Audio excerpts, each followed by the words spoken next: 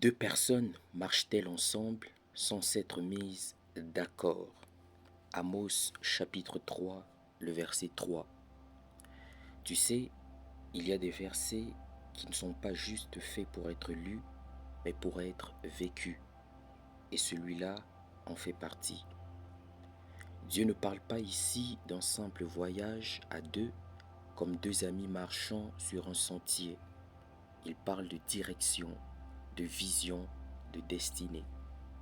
Quand la Bible dit deux personnes marchent-elles ensemble sans s'être mises d'accord, cela veut dire que ces deux personnes étaient déjà en mouvement avant de se rencontrer. Elles marchaient. Chacune suivait un chemin, poursuivait un but, une mission, une vision. Mais aujourd'hui, combien veulent marcher ensemble sans avoir commencé à marcher seul? On veut s'unir alors qu'on ne sait même pas encore dans quelle direction on va. On veut s'aimer alors qu'on n'a pas encore appris à se comprendre soi-même. Pourtant, Amos nous le rappelle, l'accord précède la marche, pas l'amour, pas la beauté, pas les émotions, mais l'accord. L'accord, c'est cette compréhension mutuelle des directions. C'est deux personnes qui prennent le temps de dire « voici où je vais, voici ce que Dieu a déposé en moi, et toi, où vas-tu » Et si nos chemins, nos buts, nos rythmes se joignent, se rejoignent, alors seulement on peut dire « marchons ensemble ».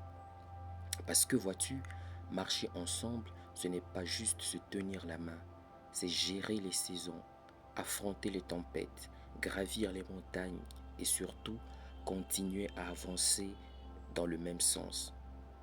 Et ce sens-là doit être défini avant la marche commune.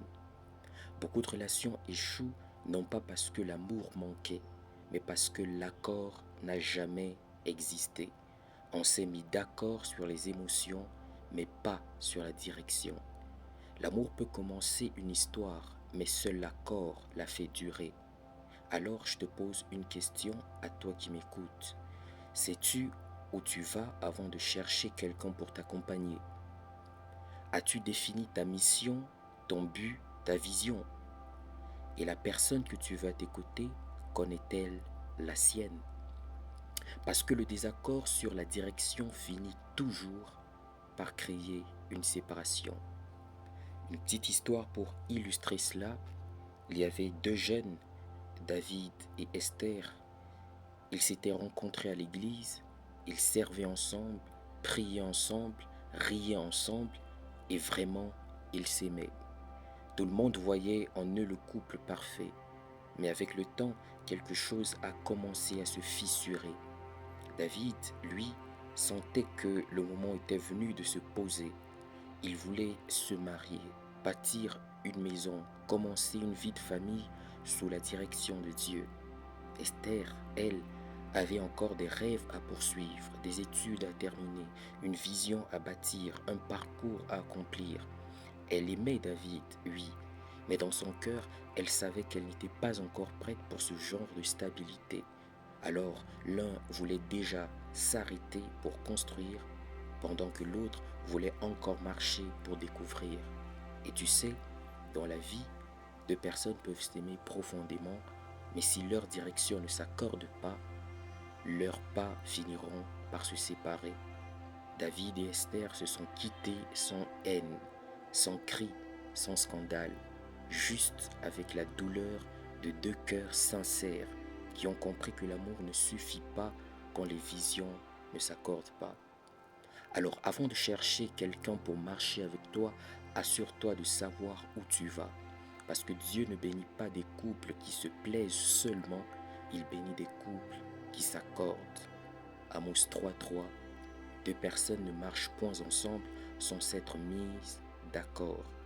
Et parfois, le plus grand signe de maturité, ce n'est pas de commencer une relation, mais de reconnaître que vous ne marchez pas dans le même sens.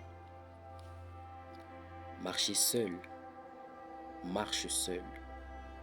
Si tu dois, mais marche dans la bonne direction, car Dieu sait, au détour du chemin, te faire rencontrer quelqu'un qui marche déjà vers lui comme toi.